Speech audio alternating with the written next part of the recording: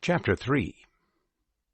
In the same way, wives, be subject to your own husbands, so that even if some are disobedient to the word, they may be won over without a word by the conduct of their wives, when they see your respectful, pure conduct. Let your adornment not be the external kind, braiding hair and putting on gold jewelry or putting on fine clothing, but the hidden person of the heart, with the imperishable quality of a gentle and quiet spirit, which is highly valuable in the sight of God. For in the same way formerly the holy women also who hoped in God used to adorn themselves by being subject to their own husbands, like Sarah obeyed Abraham, calling him Lord, whose children you have become when you do good, and are not frightened with respect to any terror. Husbands, in the same way, live with your wives knowledgeably, as with the weaker female vessel, showing them honor as fellow heirs, also of the grace of life, so that your prayers will not be hindered.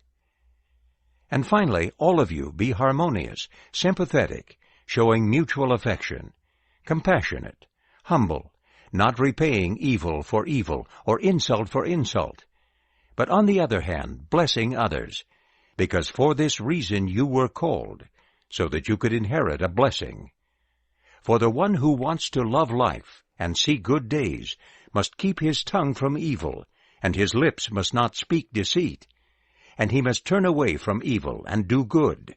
He must seek peace and pursue it, for the eyes of the Lord are on the righteous, and his ears are open to their prayer. But the face of the Lord is against those who do evil. And who is the one who will harm you, if you are a zealous adherent for what is good? But even if you might suffer for the sake of righteousness, you are blessed.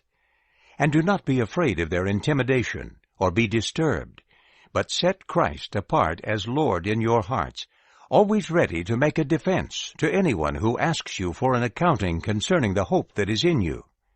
But do so with courtesy and respect, having a good conscience, so that in the things in which you are slandered, the ones who malign your good conduct in Christ may be put to shame.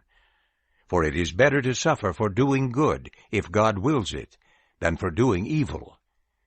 For Christ also suffered once for sins, the just for the unjust, in order that he could bring you to God, being put to death in the flesh, but made alive in the Spirit, in which also he went and proclaimed to the spirits in prison, who were formerly disobedient, when the patience of God waited in the days of Noah, while an ark was being constructed, in which a few, that is, 8 souls, were rescued through water.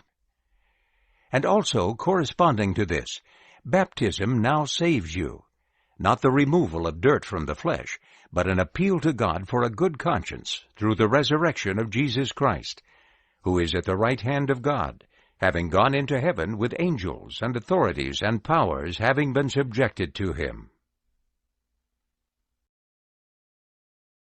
Chapter 4.